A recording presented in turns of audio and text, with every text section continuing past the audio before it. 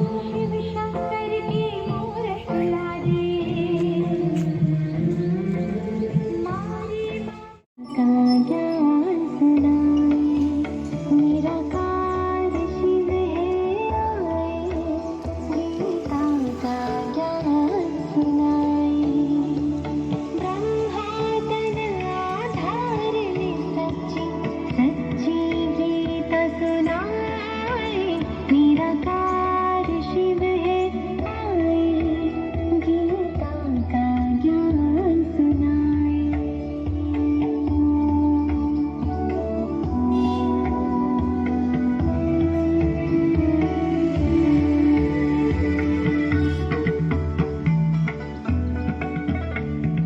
भ्रष्टाचार दुराचार मिटाने आए हैं शिव भारत में भाग्य विधाता स्वयं पधारे साधारण तन ब्रह्मावे ब्रह्मांड से शिव की वाणी संगीता कहलाए निराकार शिव है आए गीता का ज्ञान सुनाए निराकार शिव है आए गीता का ज्ञान सुनाए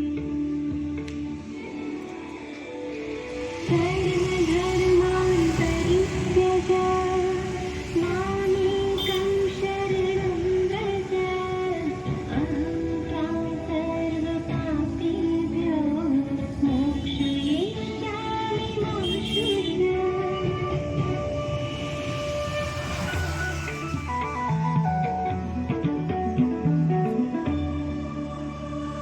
देह के धर्मों को त्यागो माया से तुम दूर भागो एक मुझे बस याद करो अपने पापों को भस्म करो सर्वशास्त्र शिरोमणि में ये संदेश सुनाए निराकार शिव है आए गीता का ज्ञान सुनाए निराकार शिव है आए गीता का ज्ञान सुनाए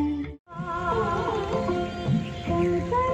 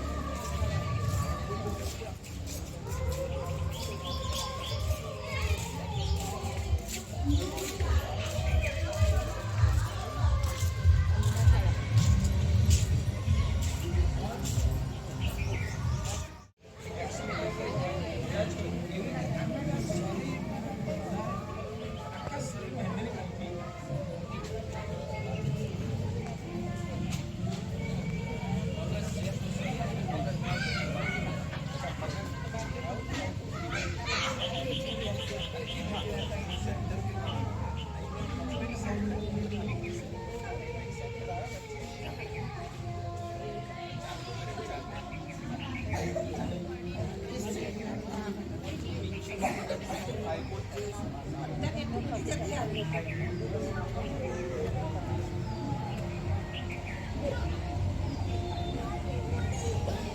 प्यारा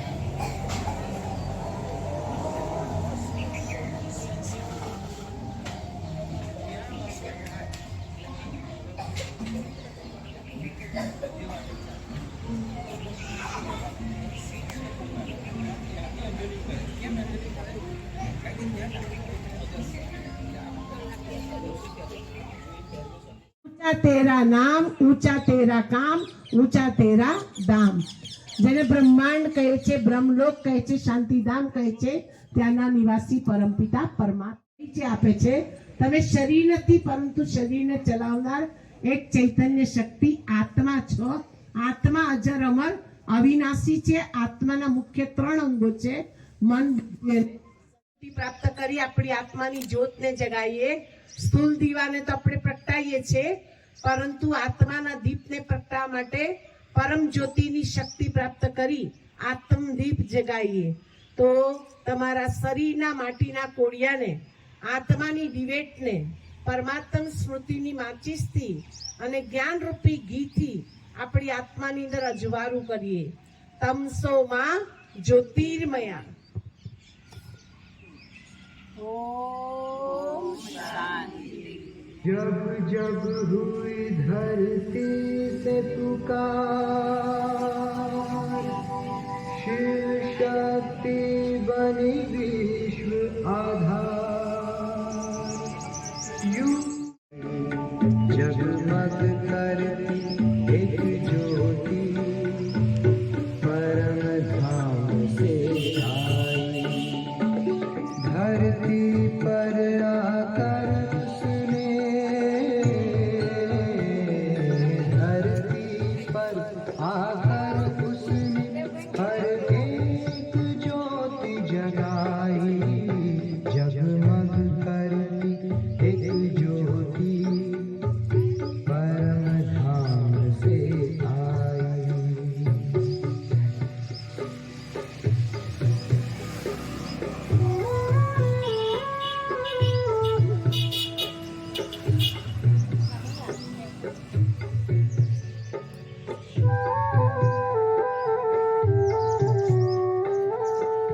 घोर अंधेरे को उसने सवेरे में बदल डाला।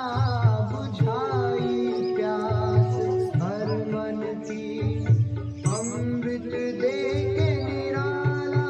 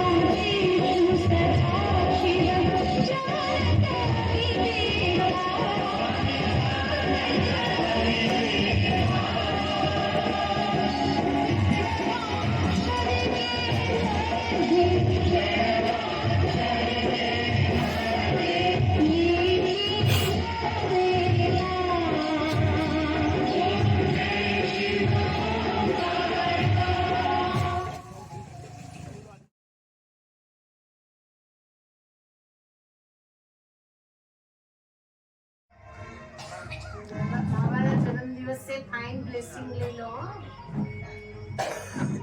तो प्रॉपर्टी ना अधिकारी बनो, वर्षा ना अधिकारी बनो। मशीन पर ब्रह्मा बाबा ऋषि